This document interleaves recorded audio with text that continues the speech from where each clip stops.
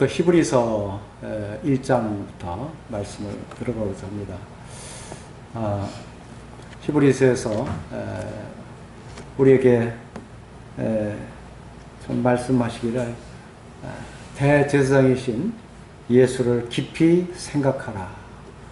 여기 깊이 생각하라 하는 이 말씀이 히브리서를 대하면서 우리는 우리 주님을 더욱 이렇게 깊이 생각할 수 있는 그와 같은 기회, 또 깊이 생각함으로 인해서 참 하나님께서 우리들에게 참 이 아들을 통한 축복을 더욱 이렇게 새겨주시는 이와 같은 것을 생각하게 될 때 참 주님 앞에 참 감사를 드리게 됩니다.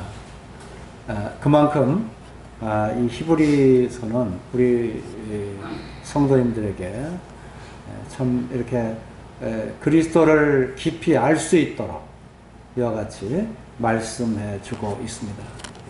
그리고 또 말씀하시기를 너희는 믿음의 주여 온전케 하시는 이를 바라보라.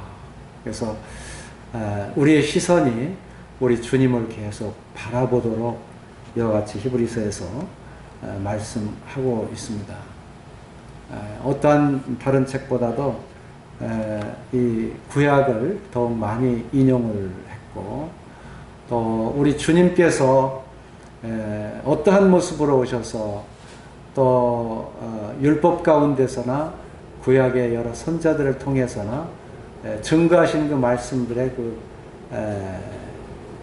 그 증거하시는 그 목적과 그 대상과 또 그의 결과적인 이와 같은 모습이 바로 우리 주님을 말씀하고 있다고 하는 사실을 우리가 더욱 알게 되죠. 그래서 저는 이 히브리서 말씀을 하나의 베드로서 2장에서 말씀할 때는 이 젖으로, 신령한 젖으로 이렇게 자라가라 이렇게 하셨는데, 신령한 젖보다는 좀 이렇게 올깃쫄깃한 고기 맛을 더욱 이렇게 느끼게 하는 이와 같은 말씀이라고 이렇게 생각이 됩니다. 그만큼 히브리서는 구체적이고 그리스도를 더 깊이 생각할 수 있는 이와 같은 말씀으로 이렇게 주고 계십니다. 그래서 오늘은 히브리서 1장 1절부터 3절까지 말씀을 함께 상고하는 시간을 갖도록 하겠습니다. 1절부터 제가 읽겠습니다. 옛적의 선자들을 통하여 여러 부분과 여러 모양으로 우리 조상들에게 말씀하신 하나님이 이 모든 날 마지막에는 아들을 통하여 우리에게 말씀하셨으니 이 아들을 만유의 상속자로 세우시고 또 그로 말미암아 모든 세계를 지으셨느니라. 이는 하나님의 영광의 광채시요 그 본체의 형상이시라. 그의 능력의 말씀으로 만물을 붙드시며 죄를 정결하게 하는 일을 하시고 높은 곳에 계신 지극히 크신 이의 우편에 앉으셨느니라. 우리 하나님의 아들에 관해서 아주 놀라운 이와 같은 말씀을 처음부터 단도직입적으로 하고 있는 이 말씀을 대하게 됩니다. 오늘 이 3절까지 말씀을 제목을 붙인다면 우리의 계시의 완성이신 선지자와 비교할 수 없는 하나님의 아들 예수 그리스도. 좀 길죠. 또 말씀으로 우리 가운데 임하신 하나님의 아들 되신 우리 주 예수 그리스도. 이 말씀을 통해서 우리에게 임하신 하나님의 아들이시다 하는 이와 같은 내용을 말씀으로 함께 교제하기를 원합니다. 참 이 옛적의 선자들을 통하여 이렇게 말씀하고 있는데, 이 옛적의 선자들 하면은 이 구약에 우리가 여러 선자들 생각하게 되죠. 이 멜기세덱이 이 히브리서에는 이제 6장 후반절과 7장에서 구체적으로 이 멜기세덱에 대해서 쭉 나오고 있습니다. 이 선자들의 그 하나의 예표로 이렇게 멜기세덱에 대해서 말씀하고 있어요. 이 창세기에서는 비록 짧은 말씀으로 주고 있지만, 그러나 그 실체 대신 이 그 멜기세덱을 바라보게 될 때, 대제사장의 임무를 띈 이 멜기세덱을 바라보게 될 때, 그 하나의 그 모습을 통해서 하나님께서 보여주신 것은, 우리가 예수 그리스도를 깊이 생각하게 될 때 그 깊은 우리 주님을 바라보게 하신 그 말씀을 음미할 때 우리는 저절로 이 멜기세덱의 그 대제사장으로서의 그 오신 모습이 이렇게 깊은 생각 속에서 저절로 우리 예수 그리스도를 떠오르게 하는 이와 같은 이 예표를 보여주고 있죠. 이렇게 옛적에 이제 그 선지자들 아브라함을 통해서 멜기세덱을 대했지만은 이와 같은 예표적인 이와 같은 말씀들을 여러 선자를 통해서 계속 보여주셨다고 하는 것입니다.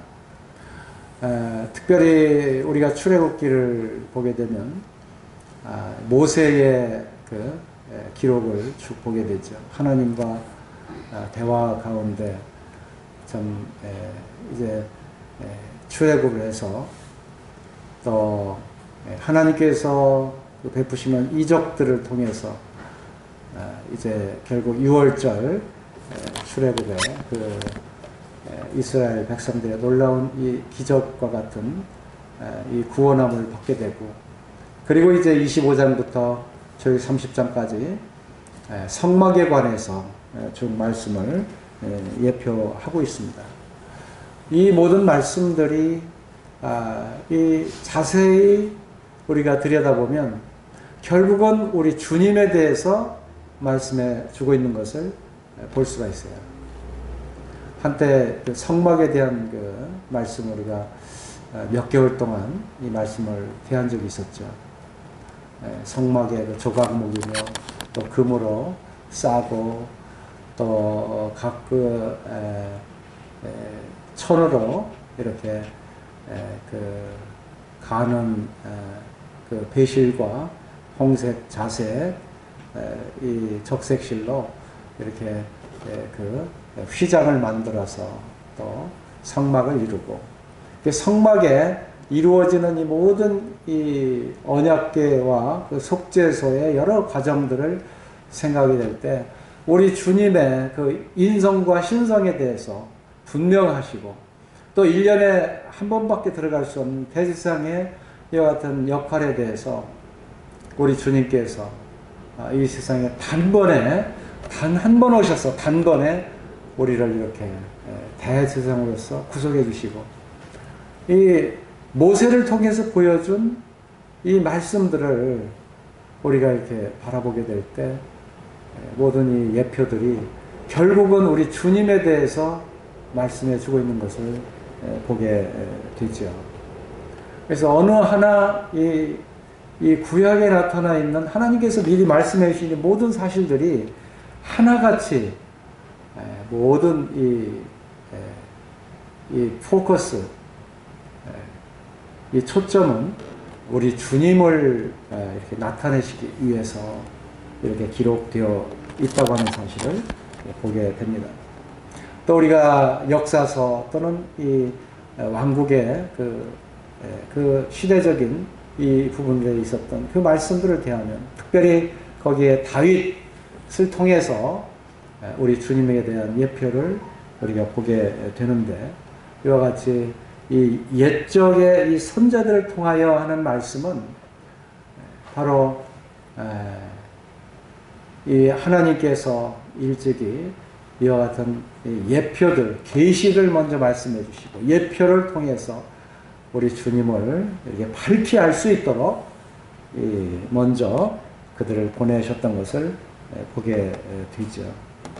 특별히 이사야 선지자랄지 예레미야 선지자랄지 에스겔 다니엘 이와 같은 선자들을 통해서 그리고 소선자들을 통해서 말씀해 주신 이 말씀들이 시대는 다를 수 있지만 그러나 하나님의 영으로 보여주시는 이 같은 놀라운 이 계시는 바로 우리 주 예수 그리스도를 가르치고 있는 것을 보게 됩니다.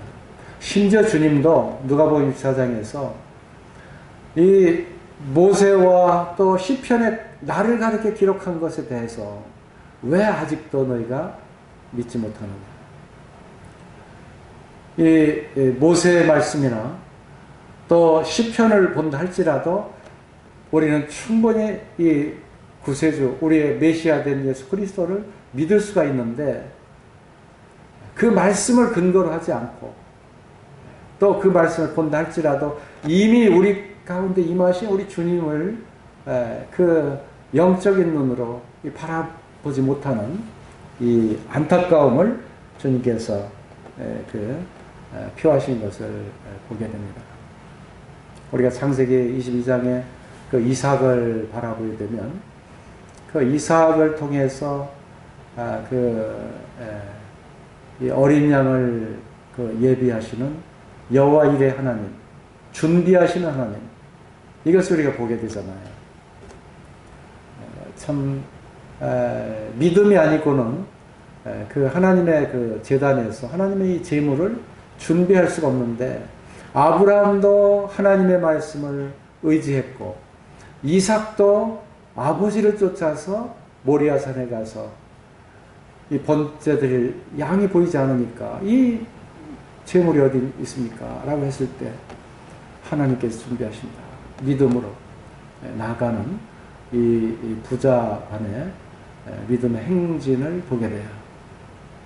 이것들이 바로 우리 주 예수 그리스도를 이렇게 예표해주고 옛적의 선지자들을 통하여 하는 이 말씀에 보여주고 있는 이 모습들을 우리가 살펴볼 수가 있습니다.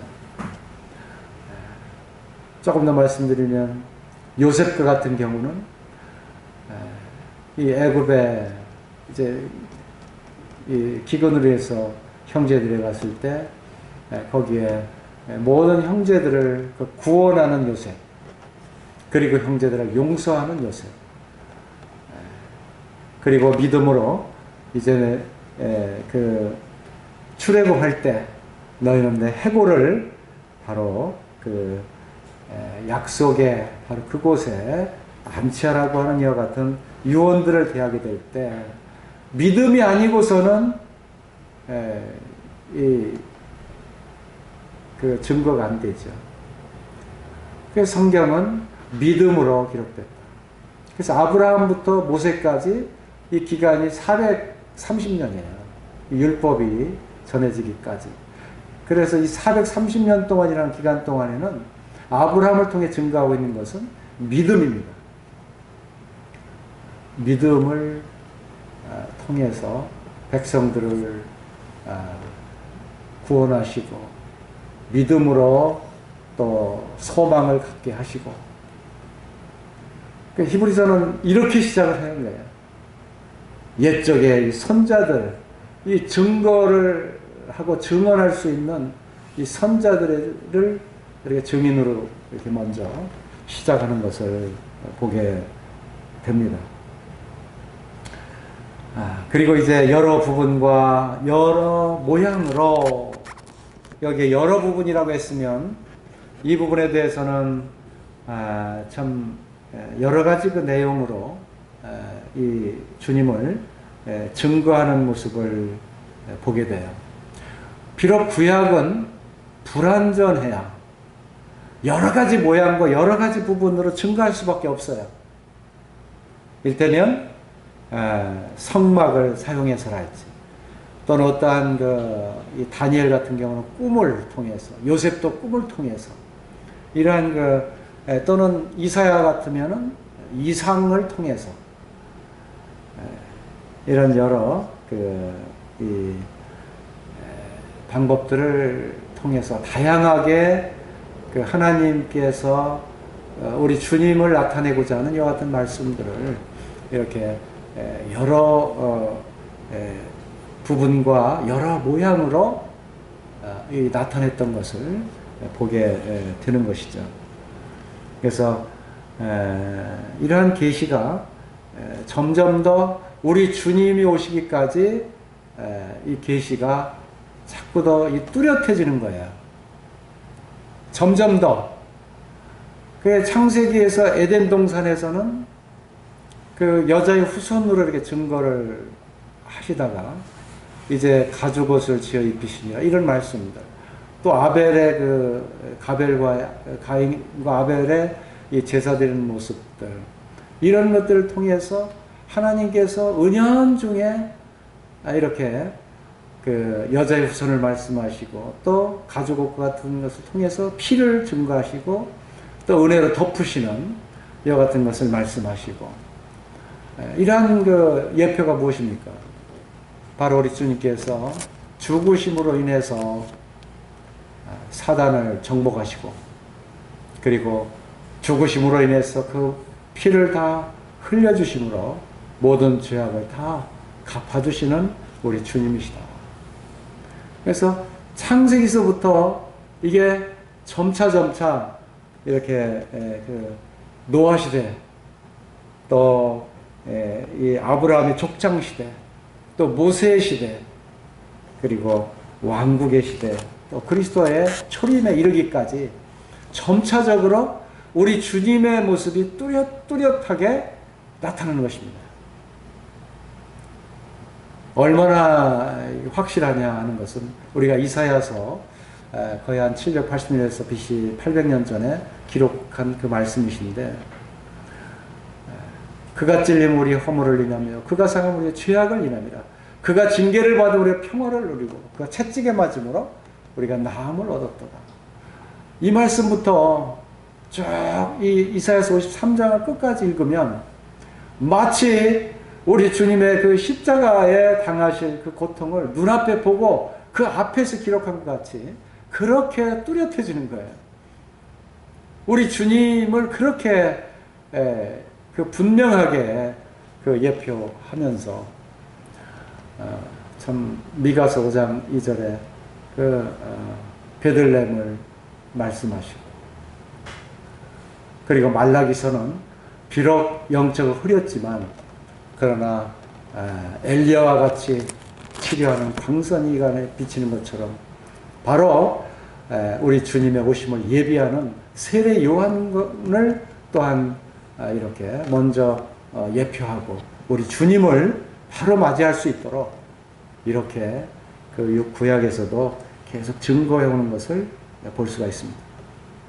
이러한 과정들이 우리는 히브리서 1장 1절에서 이와 같은 말씀들을 우리가 대하게 되는 것이죠. 옛적의 선자들을 통하여 여러 부분과 여러 모양으로 우리 조상들에게 말씀하신 하나님이 이 말씀을 기록한 이 기록자는 벌써 이 마음 중심에 우리 주님이 가득한 거예요. 뚜렷한 거예요. 너무 분명한 거예요.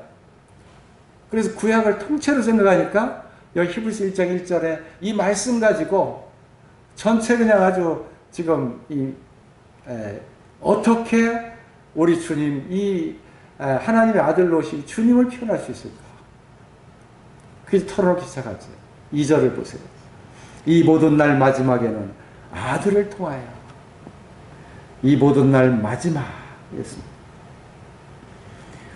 여기에 이제 마지막 때라고 하는 것을 이제 말씀하고 있죠. 구약은 아직 마지막 때 아니에요. 다니엘의 9장에서 말씀한 대로 71회가 지나면 이렇게 구약에서는 이미 말씀까지 해주고 있잖아요. 61회가 지나면 이제 끊어질 것이요. 기름 부음 받아 끊어질 것이요. 이렇게 말씀하고 있는데 연대적인 부분까지 말씀하고 있잖아요. 근데 지금은 이제 주님께서 이제 초림하시는 거예요. 주님의 재림이 있고 초림이 있어요. 초림은 우리 주님께서 성령으로 사람의 몸을 입고 오신 바로 그때를 초림이라고 합니다. 그래서 이 주님의 오시는 이 오심에 대해서 구약에서는 계속적으로 말씀해 주십니다. 근데 그 주님이 오셨는데도 이 바리새인도 그렇게 성경을 많이 알지만 몰랐고, 심지어 대제사장과 장로들조차도 그 아들의 오심을 몰랐다는 거예요. 그만큼 그들은 둔했고, 그들은 계속 하나님을 믿는다고 하지만 떠나 살았고, 그 중심에 생명이 없는 거예요. 물론 우리가 로마서 10장의 말씀은 보면은 11장과 더불어서 왜 그렇게 했는지는 말씀해 주고 있어요. 만약에 이 이스라엘이 그렇게 혼미해지지 않으면 이방에까지 복음이 전할 수가 없잖아요. 그래서 이 마지막 때는 이제 마태복음 24장에서 말씀한 대로 천국 복음이 온 세상에 전파되리니 그제야 끝이 오리라. 무화과 나무의 비유를 배우라. 이제 이 복음이 온 세계에 전파되도록 주님께서 이 마지막 시대에는 하나님의 지혜로 이와 같은 이 이방인들을 지금 구원하십니다. 보라, 지금은 은혜의 때요 지금은 구원의 날이라. 심지어 이사야서 말씀을 고린도 후서에 이렇게 인용해서 사도 바울은 지금의 그 때를 읽고 있는 것을 보아요. 그리고 그 편지마다 사도 바울은 이제 말세에 고통을 당할 것이다. 마지막 때 다시 내가 말하노니 너희는 경건한 생활을 해라. 사도 바울은 계속적으로 이 마지막 때라는 것을 말씀하고 있습니다. 초림, 주님께서 초림하신 것은, 주님께서 오신 것은 이것은 마지막 때입니다. 그리고 이제 마지막 심판 때는 주님의 재림 때입니다. 공중에 다시 나타나시고 이제 이 땅 지상에 재림하실 때, 그때는 이제 주님의 재림이 있고, 그때는 이 모든 만물에 하나님의 심판이 임하는 바로 그와 같은 때라고 하는 것을 기억해야 될 때, 이 히브리서는 바로 이와 같은 이 시점들을 정확하게 말씀하고 있어요. 2절에서 이 모든 날 마지막에는 말씀하시고, 그리고 히브리서 우리가 10장을 볼 것 같으면 거기에 말씀하시잖아요.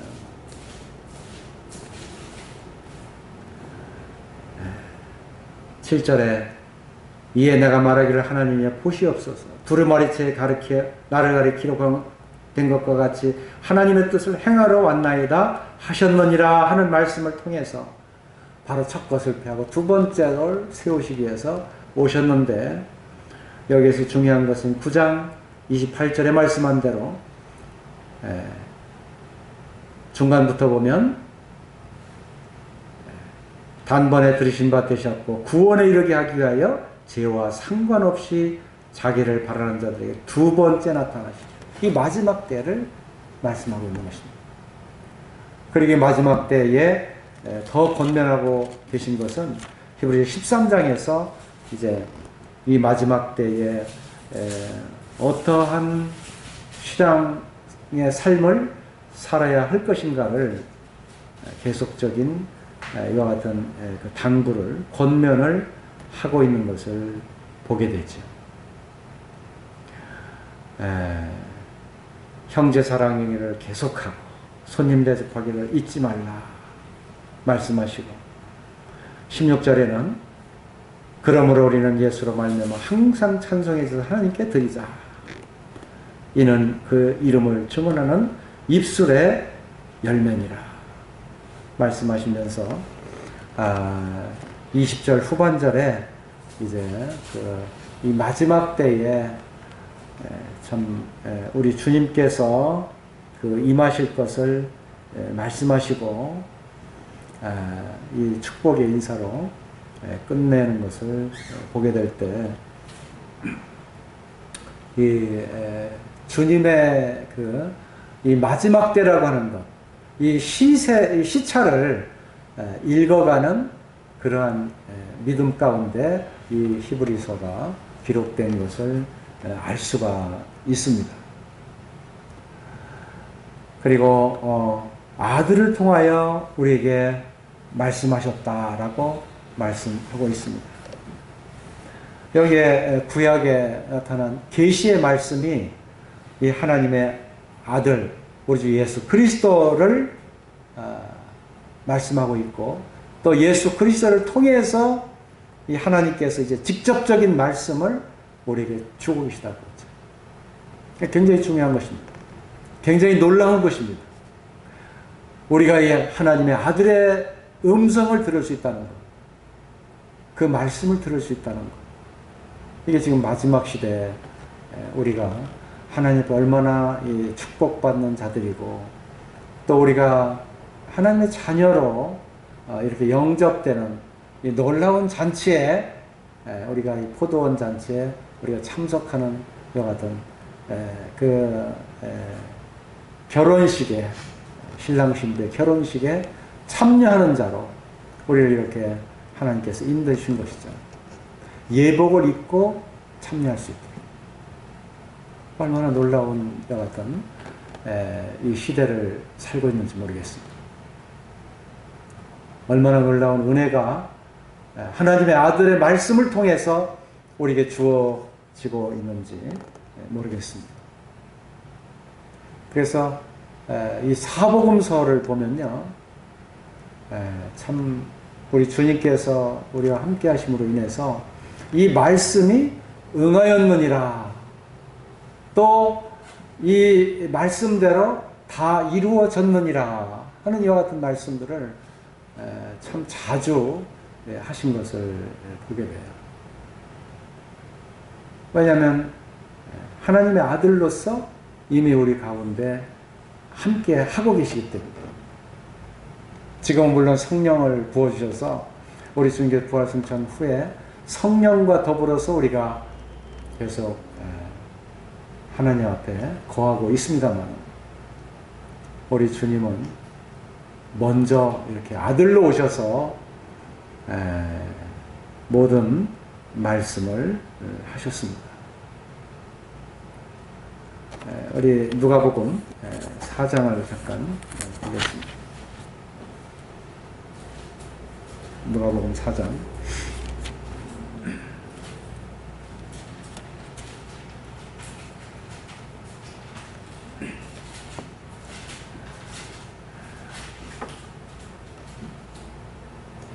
16절. 예수께서 그 자라나신 곳 나사렛에 이르사 안식일에 늘 하시던 대로 회당에 들어가서 성경을 읽으려고 서심해 선지자 이사야의 글을 들이거늘 책을 펴서 이렇게 기록된 데를 찾으시니 곧 주의 성령이 내게 임하셨으니 이는 가난한 자에게 복음을 전하게 하시려고 내게 기름을 부으시고 나를 보내사 포로된 자에게 자유를, 눈먼 자에게 다시 보게 함을 전파하며 눌린 자를 자유롭게 하고 주의 은혜를 전파하게 하려 하심이라 하였더라. 그리고 책을 덮어 그 맡은 자에게 주시고 앉으시니 회당에 있는 자들이 다 주목하여 보더라. 이 예수께서 그들에게 말씀하시되 이 글이 오늘 너희 귀에 응하였느니라. 이 얼마나 이 놀라운 말씀인지 모르겠어요. 오늘이라고 하는 이 지금 책을 이사야 이 선지자의 글을 지금 읽고 있잖아요. 근데 이 글이 너희에게 오늘 너희 귀에 응하였느니라. 우리 주님이 함께 하시면서 이 말씀 그대로 이렇게 응한 거예요. 얼마나 놀라운 일이에요. 요한복음 19장 31절에서 보면은 다 이뤘다 하시고 영원히 돌아가십니다. 하시고 뭐라 그랬어요? 이는 성경을 응하게 하려 함이라. 그리고 뒤에 조금 더 읽으면 창을 가진 자가 옆구리를 찌르니 물과 피가 다 쏟아졌더라. 이는 성경을 응하게 하려 함이라. 또 조금 있다가 그 뼈도 하나도 꺾지 않았으니 이는 다 성경을 응하게 하려 함이니라. 이 성경을 우리 주님이 오셔서 주님이 성령 안에서 하나님의 일을 완벽하게 완전하게 모든 그 계시의 말씀을 다 이루신 거예요. 우리 주님이 얼마나 분명한 구세주십니까? 여기에 2절에서 우리는 아들을 통하여 우리에게 말씀하셨다. 바로 이 아들을 오늘 우리 귀에 응한 이 아들에 대해서 우리가 분명히 믿는 믿음의 이 뭡니까?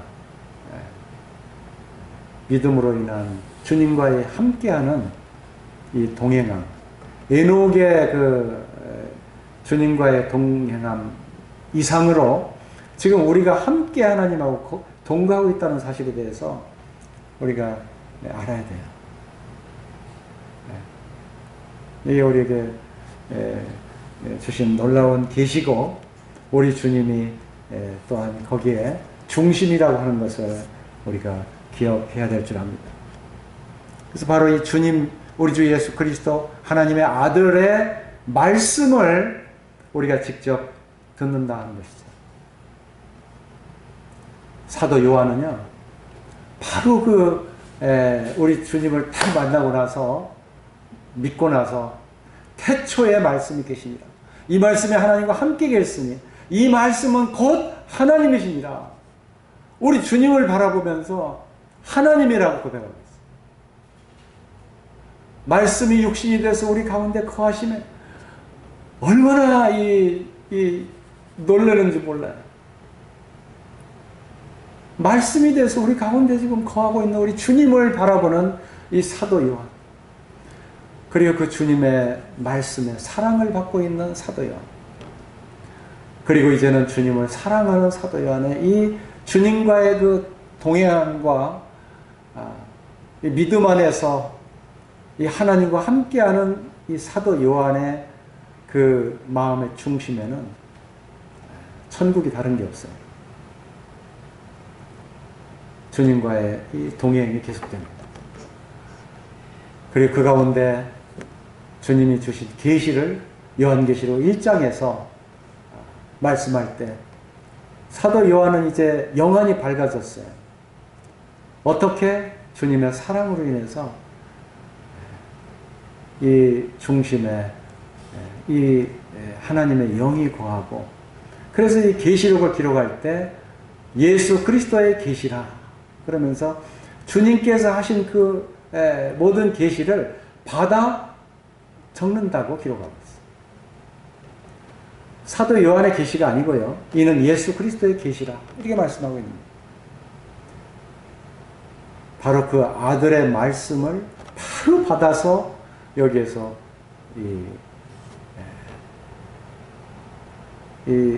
함께하면서 하나님 임마누엘을 이렇게 토로하는. 그래서 사도 요한의 그 요한복음은요, 사복음 중에서 참 영적으로 이 히브리서도 예수 그리스도를 깊이 생각하라, 대제사장 되신 예수를 깊이 생각하라 하는 이 말씀과 같이 요한복음도 다른 사복음의 세 가지 복음은 있는 현상을 거의 기록을 했어요. 주님이 무리를 걸으시면 무리를 걷는다, 또는 문둥병자를 고쳐줬으면 고쳐주었다, 그 현상을 기록하고 있는데 사도 요한의 기록은요, 예수님을 그냥 바라보기만 한 것이 아니라 보라 세상 죄를 지고 가는 하나님의 어린 양이로다. 한 단계 더 어떻게 돼요? 더 깊어요. 세상 죄를 지고 가는 어린 양의 모습을 바라보는 영적 눈이 사도 요한이 밝아요. 그리고 날 때부터 소경된 자를 고친다든지, 나사렛 예수 나흘 만에 이 나사로를 무덤에서 불러내실 때 우리 주님께서 하늘에 대해서 기도하시면서 배로 동인 채로 나와서 하나님께서 응답하시는 그 기도의 내용이며, 나사로의 그 내용이며, 이와 같은 영적 이 생명으로 다시 살아나 있는 이 깊은 것을 기록한 것을 보아요. 다른 서신은 그게 없어요. 요한복음 17장을 보면 사도 요한이 놀랍게 대제사장의 기도를, 중보의 기도를 기록하고 있어요. 거기에는 영광이 있어요. 아버지의 영광, 성자의 영광, 성령의 영광이, 교회의 영광이 그대로 드러나 있어요. 다른 서신에 기록할 수 있는 그런 믿음이 아니에요.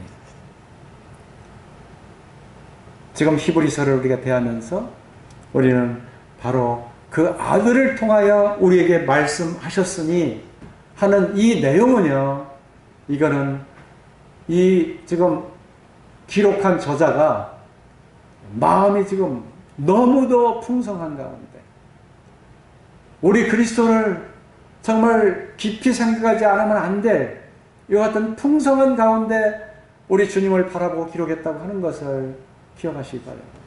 우리가 그렇게 되기를 바라는 것이에요. 그리고 히브리서에는 6장에서 5장 끝에 하고 그렇게 말씀하고 있잖아요. 너희는 참 지금 멜기세덱 관해서 할 말이 많은데 너희가 듣는 것이 둔하다. 빨리 이렇게 좀 지각을 사용함으로 인해서 단단한 음식을 좀 먹을 수 있도록 이와 같이 되기를 바란다. 이런 그 당부를 주고 있는 모습. 누구한테? 유대인으로서 예수 그리스도를 믿은. 유대교 하면은 히브리 바로 깊이 알잖아요. 이 하나님에 대해서, 율법에 대해서. 근데 예수 그리스도를 이렇게 믿고 나면 지금 이렇게 주님의 말씀, 음성을 분명히 듣고서 우리 주님을 더 알 수 있는데, 이와 같이 되기를, 초보를 버리고 빨리 이렇게 단단한 음식을 먹을 수 있게 되기를 바라는 것이죠. 그 예가 7장에서 기록한, 여기 7장에서 멜기세덱에 관한 예예요. 7장 한 장을 다 거의 멜기세덱에 관해서 쭉 기록을 했잖아요. 대제사장 대신 멜기세덱. 그리고 아론의 그 반차를 쫓는 바로 이와 같은 제사장, 그와 같은 그 영적 부분에 대해서 이렇게 그 기록한 것을 우리가 보게 되는데, 이와 같이 하나님의 아들의 말씀을 직접 이렇게 대하면서 이제 우리 주님을 이렇게 참 어떤 주님이신가 표현하고 있습니다. 2절을 더 보세요. 이 아들을 만유의 상속자로 세우셨다 그랬어요. 만유의 상속자로. 만유의 모든 만물에, 그러니까 그가 없이는 지은 바 된 것이 없느니라. 우리 골로새 1장에도 보면 모든 것이 그로 말미암아 지은 바 되었고 지은 것이 하나도 그가 없이는 된 것이 없느니라. 그리고 만물에 으뜸이 되려 하시니라. 또 하나님의 충만이 그 안에 거하시고, 신선의 모든 충만이 육체로 거하시고, 하나님의 그 영이 그 안에 충만하게 거하셨다. 육신으로는 우리 주님 하나님의 본체시지만 충만하게 그 하나님이 거하시는, 그래서 이 모든 만물을 주관하시는 하나님이세요. 만유의 그 상속자로 세우셨다라고 말씀하고 있습니다.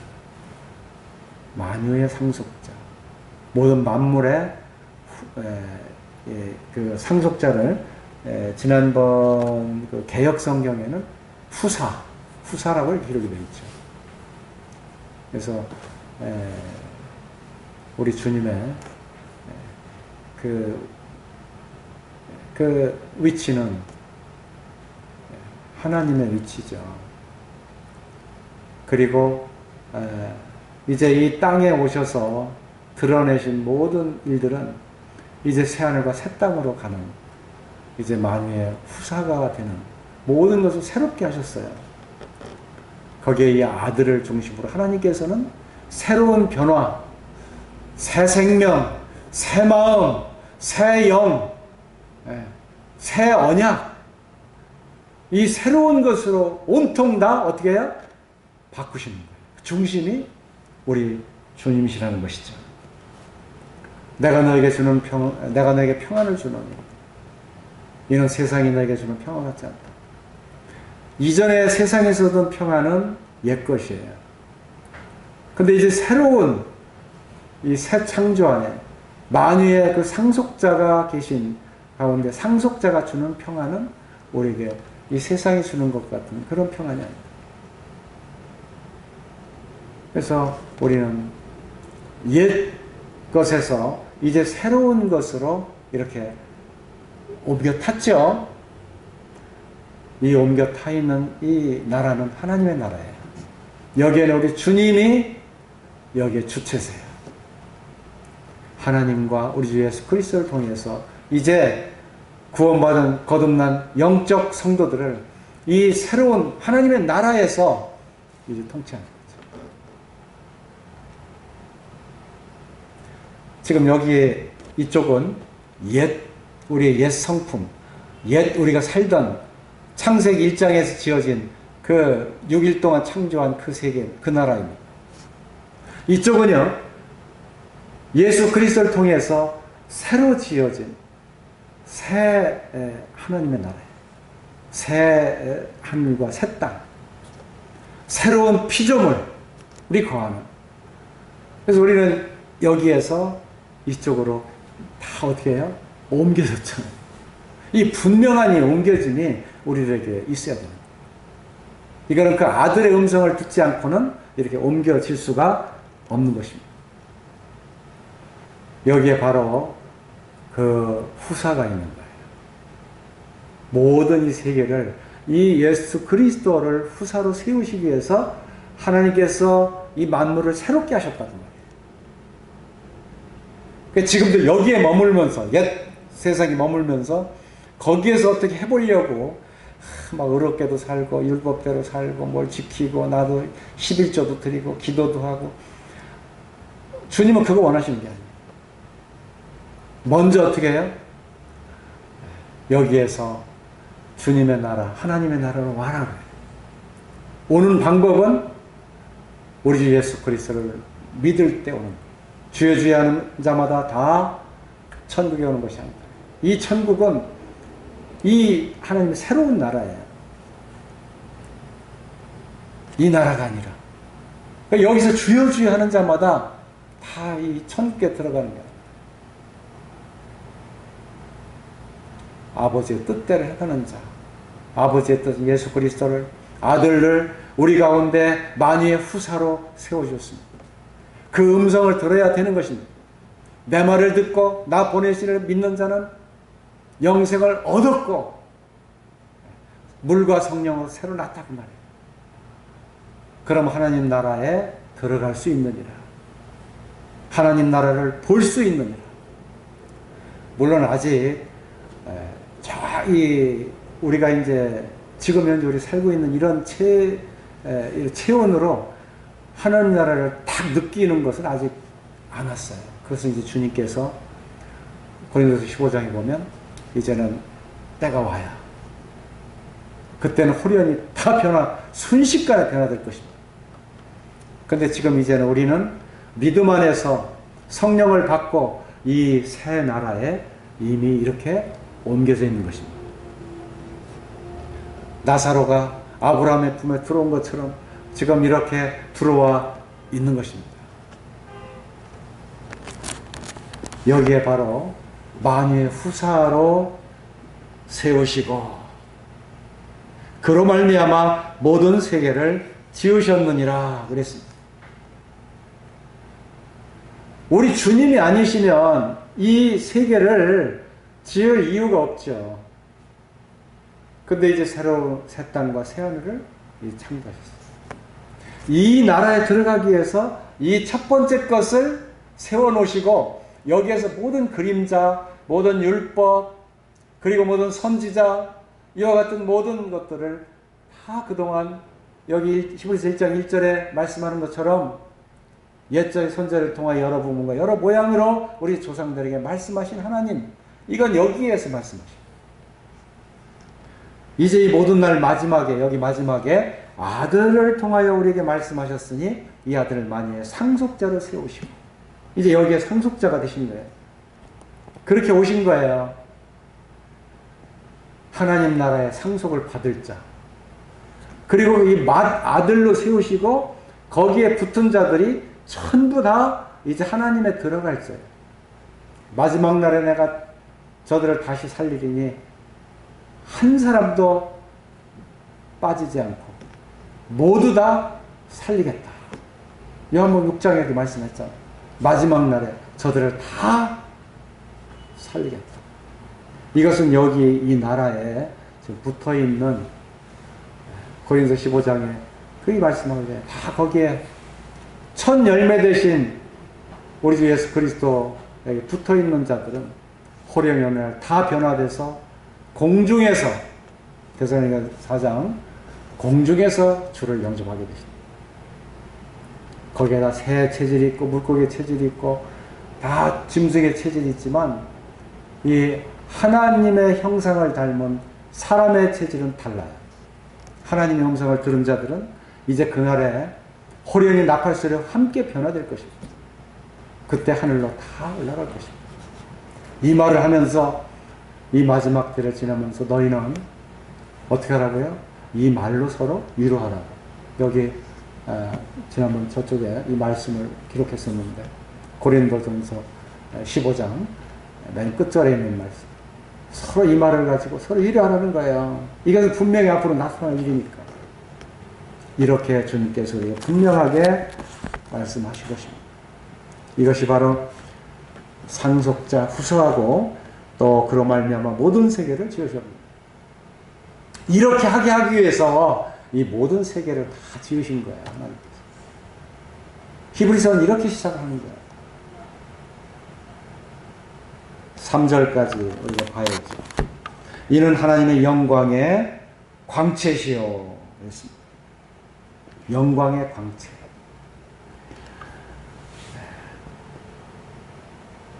이 영광의 광채라고 하니까 이 머릿속으로 이렇게 생각할 때는 막 광이 반짝반짝 빛나고 막 이렇게 그런 걸 봐야만 이게 되는 거 아니냐. 눈이 부실 정도의 그런 걸 봐야 되지 않느냐 하는데 실제 영적 눈이 도저히 부셔서 볼 수 없는 영광을 봐요. 마음의 눈으로 우리 주님을 보면 정말 사도 요한계시록 1장에서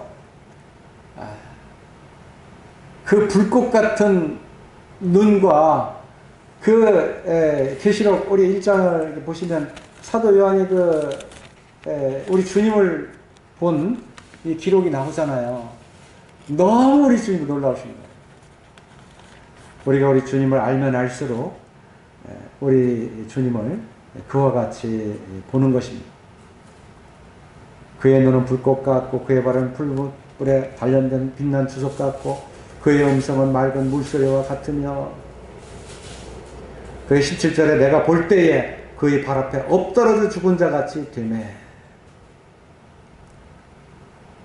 그가 오른손을 내게 얹고 이르시되 두려워하지 말라 나는 처음이요 마지막이니 곧 살아있는 자라 내가 전에 죽었었노라 볼지어다 이제 세세토록 살아있어 사망과 음부의 열쇠를 가졌노라. 여기에 사도 요한은 너무너무 두렵고 놀란 거예요. 바로 이 주님 또 여기 계시를 맞이하면서 또 한 번 기절하는 거예요. 얼마나 놀라운 말씀이신지. 이런 가운데 이 계시가 기록이 됐지만요.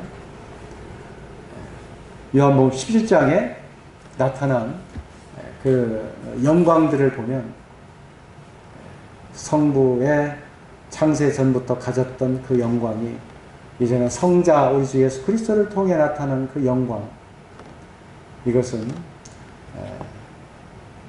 이 들어도 놀라지 않죠. 근데 주님의 말씀 앞에 우리 주님을 실제 우리가 체험하면, 사도 요한처럼 체험하면 이를 기절합니다. 이사야처럼 말씀을 대하면 기절합니다. 예레미야처럼, 에스겔처럼 기절해요. 그렇게 우리 주님을 분명하게 볼 수 있는 것이죠. 그리고 그 본체의 형상이시라라고 말씀하고 있습니다. 우리 주님은 하나님과 본체시라 하는 말씀이 있죠. 본체세요. 골로새 1장 15절에도 보면 그는 하나님이세요. 그는 근본 하나님이세요. 태초에 말씀이 계신, 이 말씀이 하나님과 함께 계셨어요. 이 말씀이 곧 하나님이십니다. 하나님이세요. 우리 주님은 참 하나님으로서 오셨는데 그 본체의 형상이시라 하는 이 말씀을 대하면서 아예 우리 주님은 똑같은 하나님을 그대로 드러낸 그 모습이다. 그래서 요한복음 14장에 빌립이 우리 하나님을 보여주십시오 그러잖아요. 이미 나를 보면 하나님 아버지를 보았거늘 어찌 아버지를 보이라느냐. 영적 어두운 눈, 이것은 우리 하나님을 보지 못하지만, 빌립은 보지 못하지만 우리가 영적 눈을 뜨고 보면 우리 주님을 보게 되고, 바로 본체의 형상이시라. 지금 이 히브리서 기자는 이것을 보고 있는 거예요. 우리의 마음이, 눈이 열려서 본체의 형상이시라 하는 이 말씀을 보시게 되기를 바라겠습니다. 그의 능력의 말씀으로 만물을 붙드시며 라고 말씀하고 있습니다. 민수기에 보면 모세는 그 백성들을 이끌고 광야를 갈 때 정말 나 혼자서는 이 모든 백성을 지고 갈 수 없나이다. 참 주님 앞에 이런 고백을 하는 것을 보아요. 근데 우리 주님은 어떻습니까? 그 능력의 말씀으로 만물을 붙드시고 태초에 말씀이 계시니라. 이 말씀에요. 말씀으로 오신 우리 주님이세요. 그 말씀으로 지금 만물을 붙들고 계시다니까요. 만물을 운행하고 계시다니까요. 운행한 것이 말씀으로 이렇게 나타난 것이 아니고 말씀이 계시어서 하나님이 계시니까 이 만물이 그대로 쫓아가는 거예요. 하나님이 계시잖아요. 우리가 시계바늘 이렇게 돌아갈 때 시계바늘이 돌아가니까 이 배터리 힘이 있는 게 아니고 배터리 힘이 가해지니까 시계바늘이 돌아가는 거예요. 그리고 우리가 몇 시가 알잖아요. 이 해와 달이 돌아가는 거, 이거는 하나님의 능력이 계시고 하나님의 그 모든 이 권위와 권능이 임했기 때문에 결국에 돌아가는 거예요. 하나님이 계시기 때문에. 창조의 하나님이시잖아요.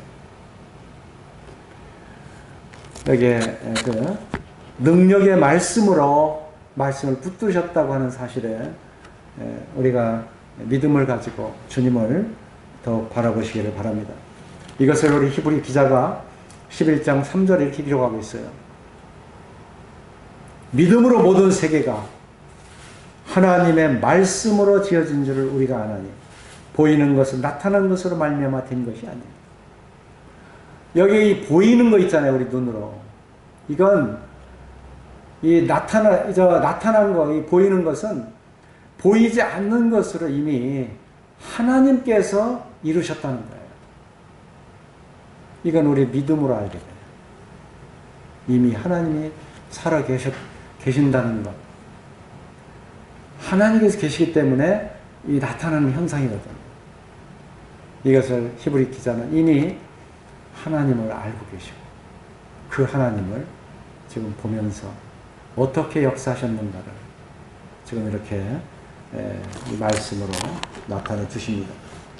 그의 능력의 말씀으로 만물을 붙드시며 죄를 정결하게 하는 일을 하시고 죄를 정결하게 하는 일을 하시고 이 구속사역은요 정말 이 대제사장의 사역 여기 계속 이 뒤에 나오잖아요. 21세 이 후반에 이 전반 후반 계속 대제사장의 역할이 나옵니다. 얼마나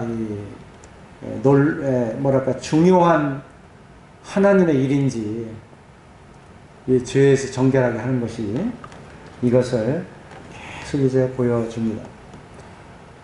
예수 그리스도의 그 직책을 가지고 대제사장의 직무를 가지고 그리고 이 죄악을 다 씻어내시고 정결하게 하시는 그래서 거룩하게 하시고 히브리서 10장에 보면 온전케 하시는 그걸 영원토록 온전케 하세요.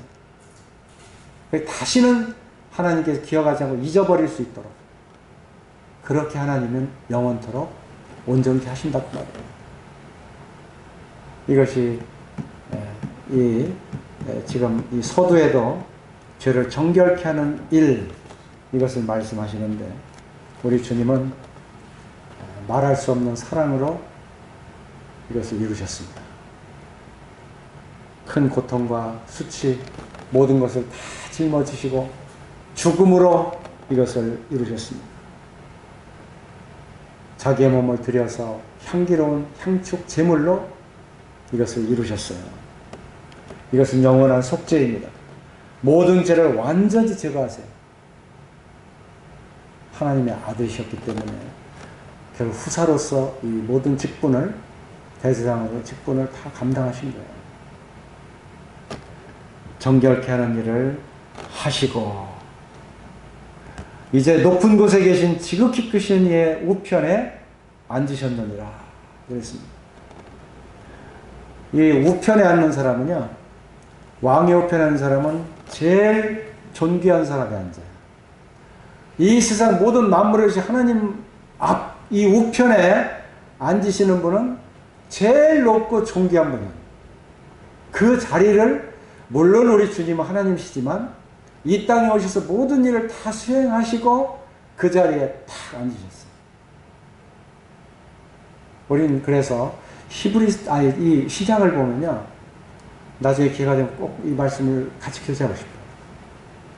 하나님 우편에 앉으셨는데 모든 만물이 발등상이 되게 하기까지 하나님 우편에 앉아 계십니다.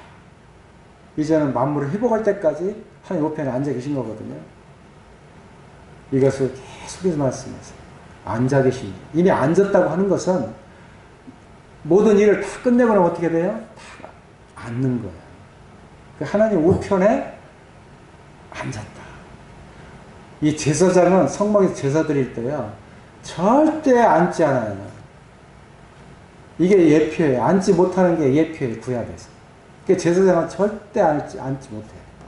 의자가 없어요. 성막 성전에.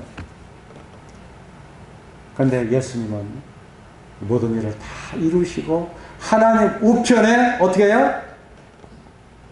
앉아 하나님 우편에 앉으셨느니라. 하나님 우편에 앉으셨느니라.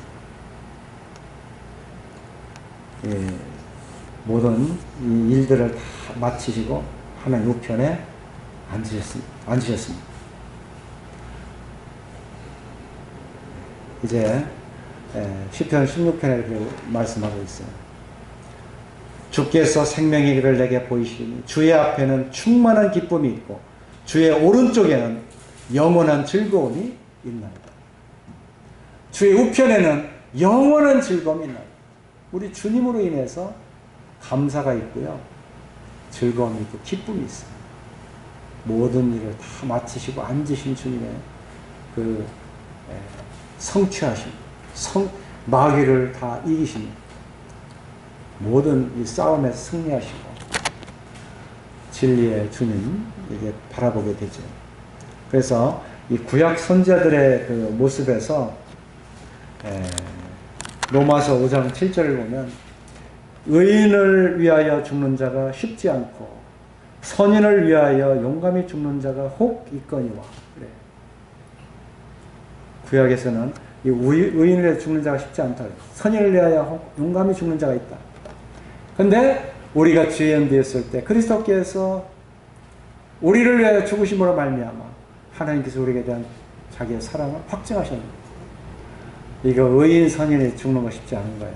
할 수가 없어요. 근데 우리 주님은 우리가 죄인 됐을 때 죽으셨어요. 그리고 하나님의 일을 다 성취하셨어요. 그리고 하나님의 사랑을 나타내셨습니다.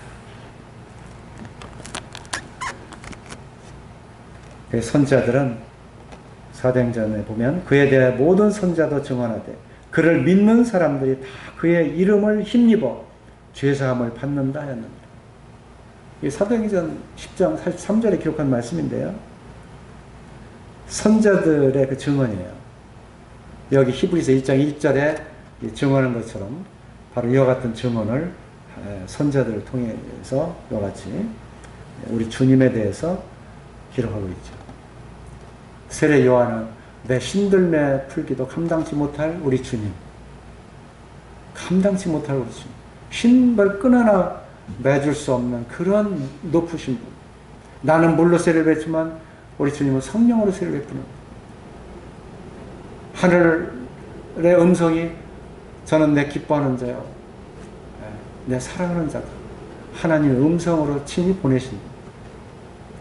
세례 요한은 나는 쇠하여야겠고 저는 흥하여야 하리라.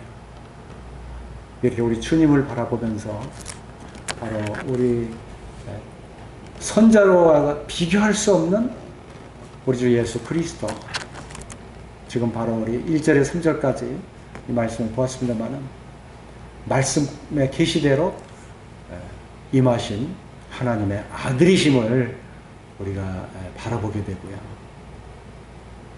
그분은 성령을 부어주시고 우리로 하여금 이 세상에서 우리 주님의 본을 쫓아서 계속 승리하는 삶을 살도록 우리와 함께 하시고 또 오시는 그날을 고대하게 하셨습니다. 우리 주님을 바라보시면서 계속 믿음의 신앙에서 굳건해 주시기를 바라겠습니다. 기도하시고 마치겠습니다.